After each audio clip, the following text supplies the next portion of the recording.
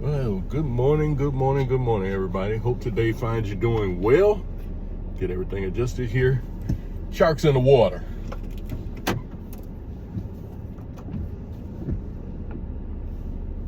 Get out of my driveway right quick. Didn't drop my wife off today because looks like she's got some kind of infection in her eye.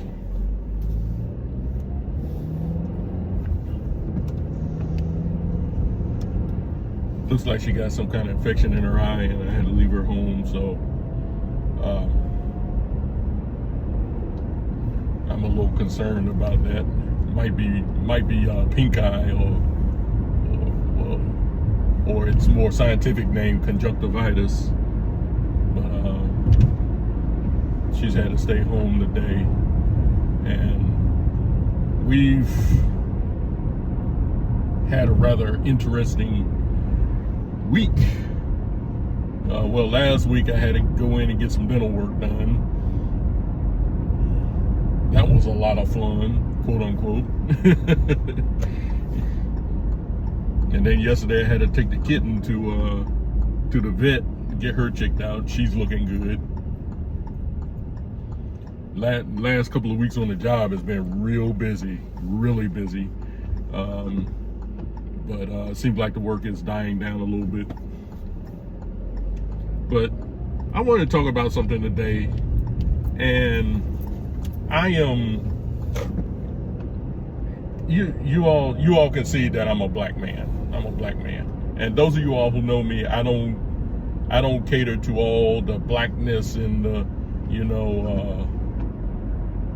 I'm black, get back, all that type of mess and everything. I just happen to be a black man. That's why one of the names of my show, the names of one of my shows is called Black by Color Only. Because I was only born this way. I didn't choose to be black. And I don't see my blackness as some type of an ideal. I don't think I deserve special treatment because I'm black. I don't believe I'm privileged because I'm black. I have the same rights as everybody else. And I live in this wonderful country of ours called the United States of America, which, with all its flaws and everything, is the best country to live in this world. And I'm convinced of that. And I'm not just saying that because I'm an American citizen, but I compared the conditions of America, of the USA, to other countries, and I'm like, this is the country, I think this is the better country. Now, you might have a different opinion or point of view about that's fine. That's fine. I'm just telling you my opinion. But I understand the history concerning Black America or blacks in America. I understand all that history. And a lot of times when I get to talking the way I do, people think I'm denying that these things that took place in history involving, civil rights and everything, that I believe that never happened. I have never insinuated that has never happened. I've seen the videos, I've seen the clips and everything from that time period, and it really bothers me that a group of people, because of their skin color, think that they are superior to someone else because excuse me, because of their skin color. And it bothers me. It really does. When I see those videos of people getting the fire hoses turned on them and the dogs turned on them and everything, yes, that makes me feel some kind of way. It does. But on the other side, when I see black people doing that to white folks, I get the same reaction. I don't like racism of any kind. And, you know, it really doesn't help to solve the problem when we sit here and say that black people can't be racist, because we can be racist. They say, oh, well, black people can't be racist, but they can be prejudiced and biased. And I'm like, well, that's what racism stems from. That's what racism is. It's prejudice and bias. That's what it is. But the thing that bothers me today is how certain black people always getting up in someone's face, you know, thinking that they deserve special treatment because they're black. I don't think we deserve any more special treatment than anyone else. And we always want to go all the way in the past to pull up some grievances we had during the civil rights era and try to bring it to today and say it's still going on today. They call it systemic racism, which is a myth. Yes, it's a myth. I said it. And you can quote me on that. Systemic racism is a myth. It basically, what it's saying is there's a code somewhere in our laws that stand against that are against black people, somewhere in our code, and you got to know the code. You know, they say, you know, you got to understand the dog whistles. You know, they might ask you, where are you from? That's racism. You know, things like that. And while I'm on that, only a dog can hear a dog whistle, but I digress. But anyway, we think we deserve special treatment. Oh, we're not as successful as the white people, so we need a leg up. Don't grade us like you grade the white people. You know, let it grade by the curve or something like that. You know, let us get by, because we'll never succeed like the white people. And there are so many examples of black folks who have succeeded in spite of whatever racism they may have encountered. But we have to work 10 times as hard. Oh, we do?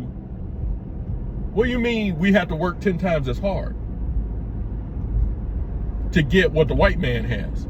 Now, a question I want to ask is, how much harder did the Asian people have to work? Or the Nigerian people?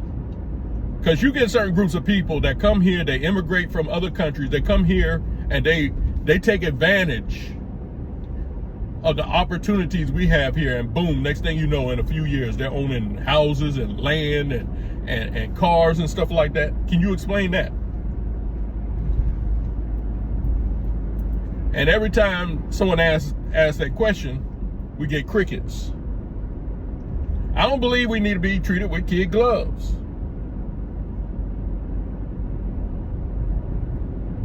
You might think so, but we don't. And if we would just take the incentive and learn to take responsibility for our own actions, a lot of these claims of racism will go away.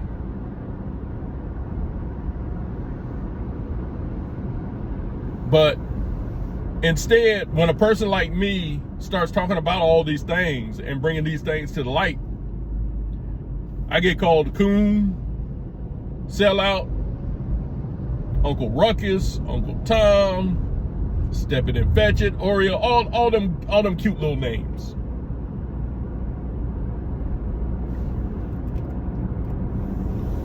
And when they call me these names, they think that it intimidates me, that it's going to get me to, back down. I'm not going to back down. I'm not going to back down. Because this mess needs to stop.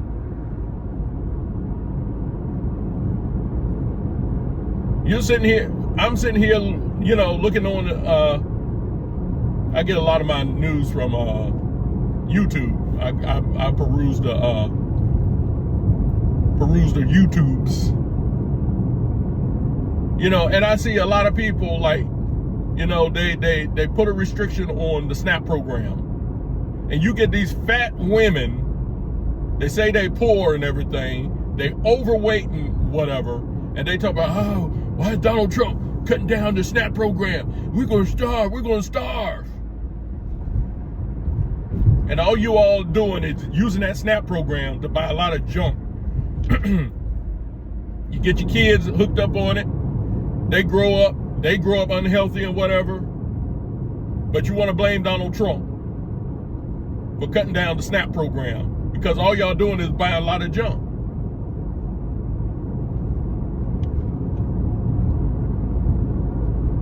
Donald Trump doesn't like black people. That's why he's doing it, because he doesn't like black people.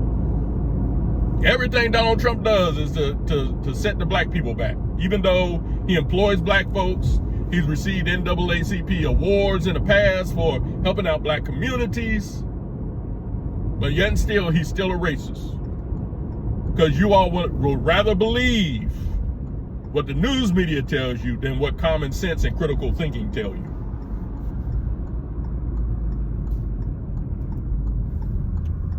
But anyway, I was watching a video on YouTube yesterday, and this lady wants to sue the school or fire this teacher because her son's birthday was recently, something like that, and they sang happy birthday to him in class. And then the teacher, who I will admit is tone deaf because, you know, the atmosphere we live in today, I think the teacher should have known better, but the teacher didn't do anything wrong. She didn't. The only thing she did wrong was not to read the room or to be, you know, attentive to the tone of the atmosphere we live in this country today. She sang a song, happy birthday to you, you live in a zoo, you look like a monkey and you smell like one too. And when I first heard that song again, I said, wait a minute, I ain't heard that song in probably decades. I was like, okay, you know, I don't see anything offensive about that song. But the mom did. Because the song says you look like a monkey, you smell like one too. And, you know, there are certain words that trigger black folks, like monkey, or the N-word. Certain words that trigger people in, oh, that was racist, that was racist, that was racist. And a lot of people were commenting under that video, and these people were like white folks. One said they were 67 years old. They had that song sung to them when they were a kid. You know, all of a sudden, these songs are offensive. That song is offensive. Had black people had the song sung to them back in, you know, like the 70s and the 80s and whatever, no problem with it. But all of a sudden, there's a problem because, you know, you're calling us monkeys.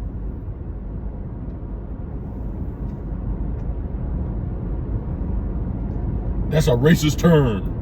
And the lady didn't do it to be racist or anything. She didn't do it. And the sad thing about it is the teacher sent the video of her singing that song to her son home to his mom. And the mom didn't like it. And the mom looks like one of those, you know, you know, one of those types.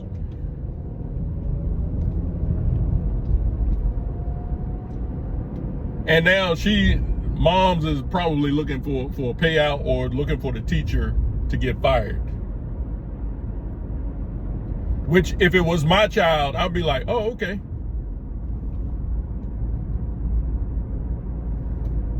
If it was my child, so she sang the song to him. Say, you look like a monkey, you smell like one too. Well, do you look like a monkey? No. Then why are you upset about it? See, our justice system has really messed up a lot of minds of people in this country. Has really messed up our minds. Our justice system, which I can hardly call it a justice system. Because now they've made it possible for someone to get offended. And when you get offended, you can get paid for getting offended. Basically, that's what it is.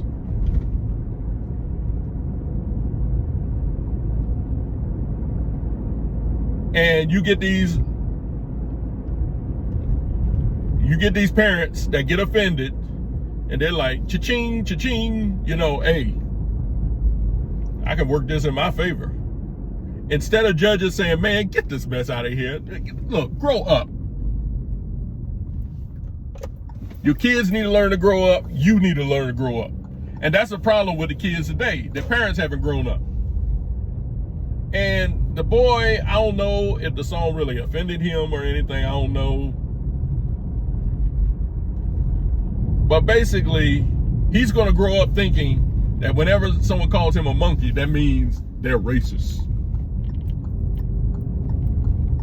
And then he's going to perpetuate that cycle that his mother done started. And someone probably perpetuated it to her. And someone probably perpetuated to her grandmother or whatever, stuff like that.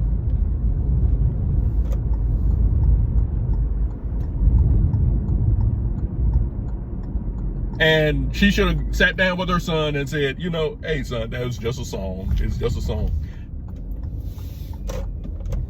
She didn't mean anything by it. And, don't be hurt by the song, because that's all it is. It's just a song.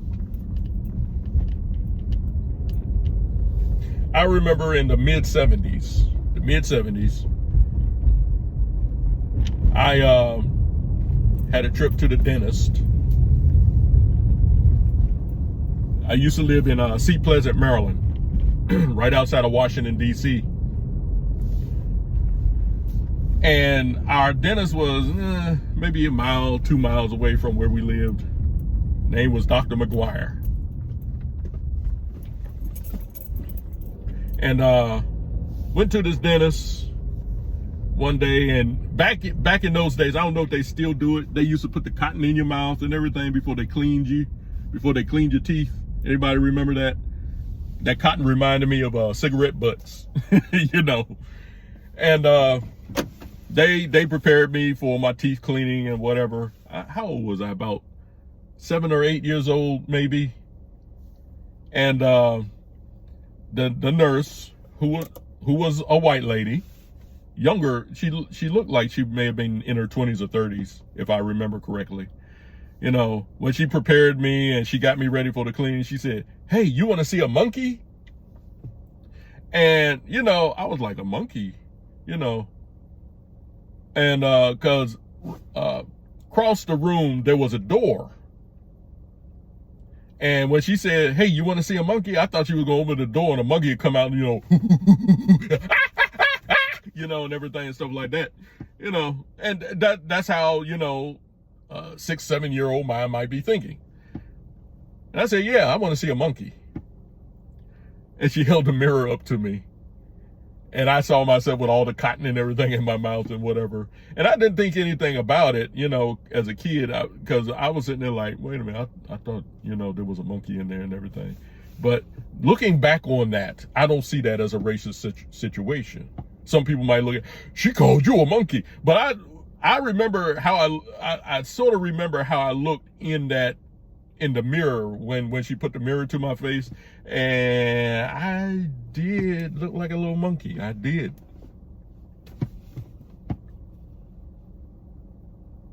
Now, am I, excusing someone's racism?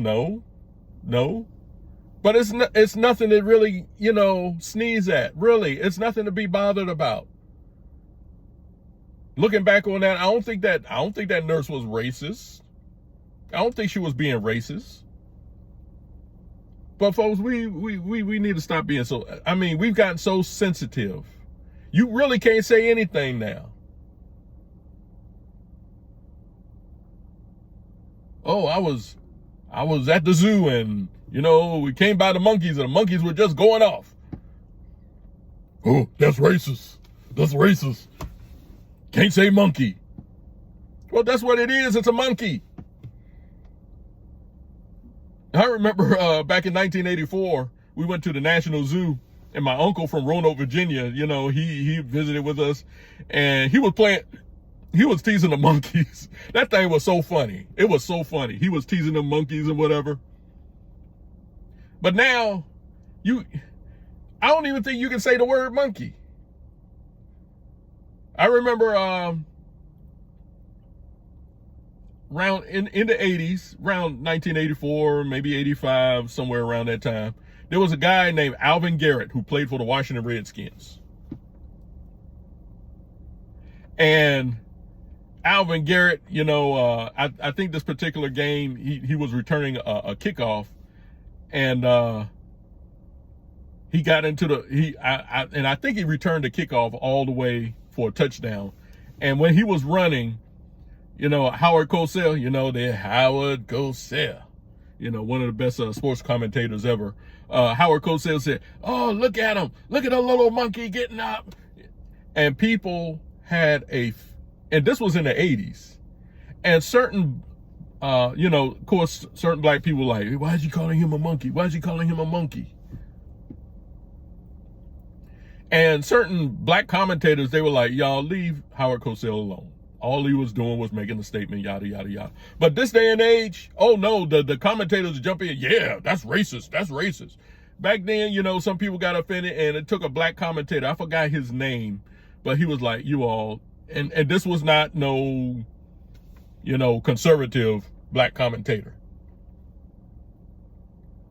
And, you know, he said, "You all calm down, you all. He's just making a statement, okay?" You know, but over the years, it's gotten worse and worse how sensitive we are to certain words and certain situations and everything. And we need to stop it. We're turning our kids into a bunch of sugar loafs, offended at everything. They hear this. "Oh, no." Now that little boy that had that song sung to him, his mom's upset and everything and stuff like that. Someone called that little boy a monkey. He'll probably want to fight him. He'll get disciplined, and then someone will say, "Oh, you're just doing that because he's black."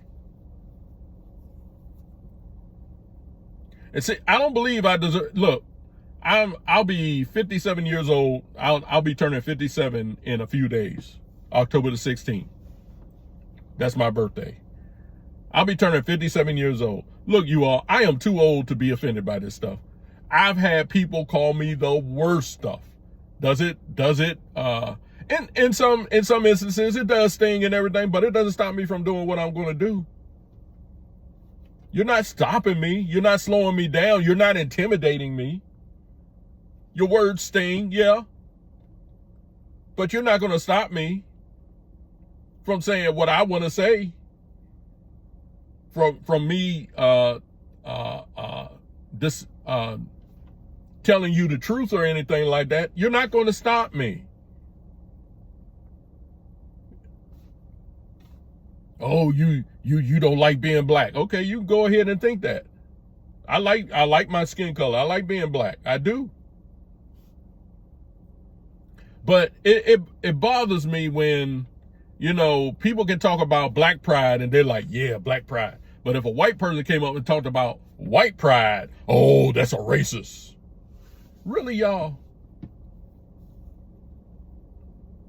If I'm proud to be black, which I don't like that word pride. I really don't. I'm not proud to be black. You know, I just look at myself and say, "Okay, I'm black."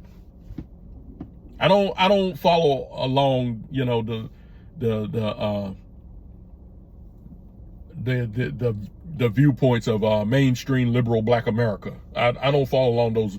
I don't cater to those viewpoints.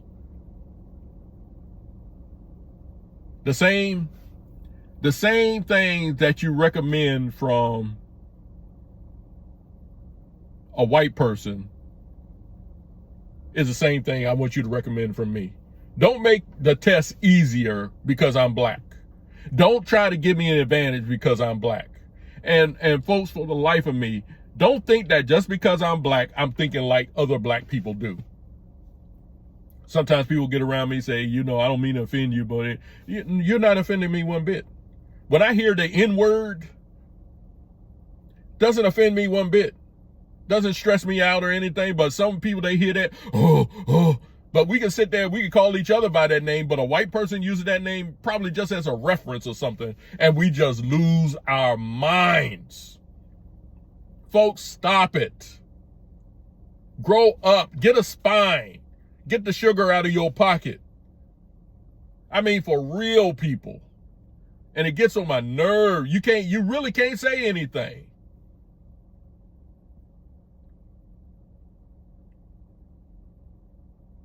You might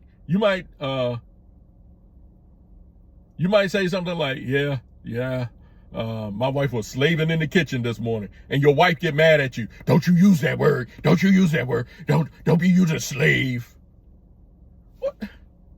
I mean, for real. I'm studying photography right now, trying to learn photography. And I got what you call a speed flash. And there's a way you can connect different speed flashes to create one big flash,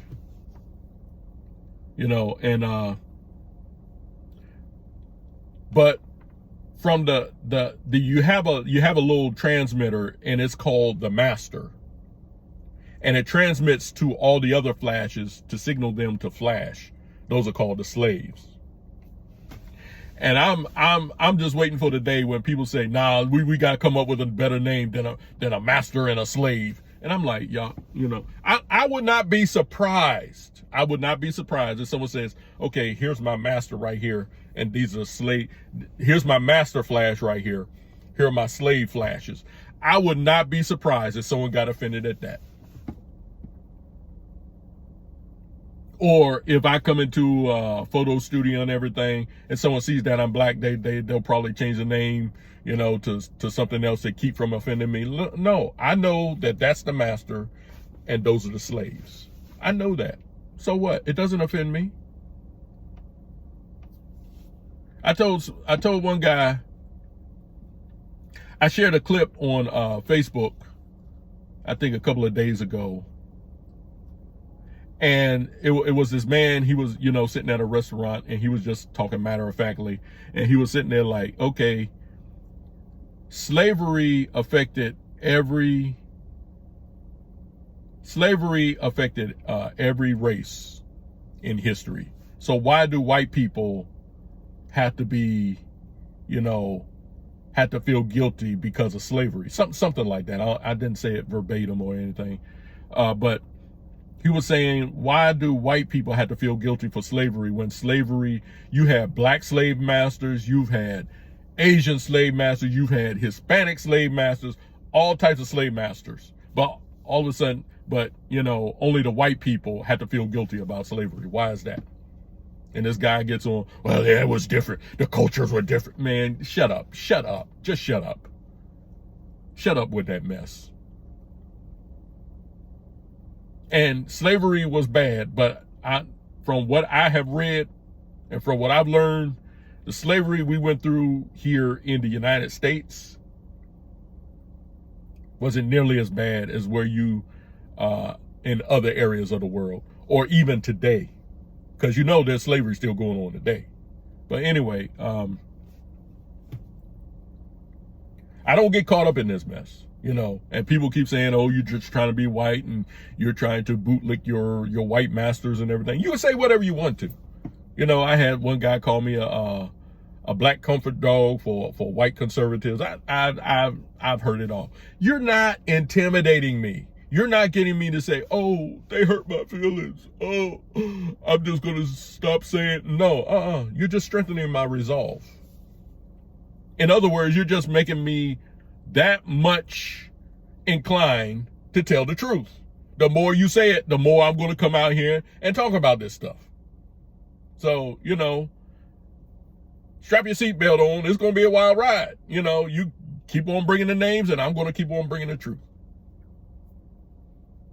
And I believe that's all I have to say. Hope you all got something out of what I've said today.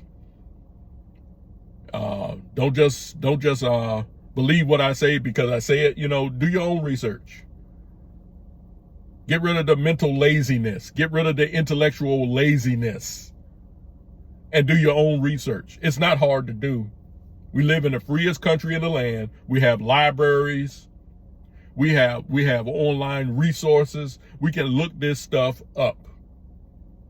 And stop, for the life of me, will you please stop letting the news media dictate to you what you think or believe, because that's what a lot of us are doing. And I'm talking about you black folks in the churches too. You think that civil rights is the gospel. You sit there and shout hallelujah and thank you Jesus and everything, but you're like, my skin color comes before anything else.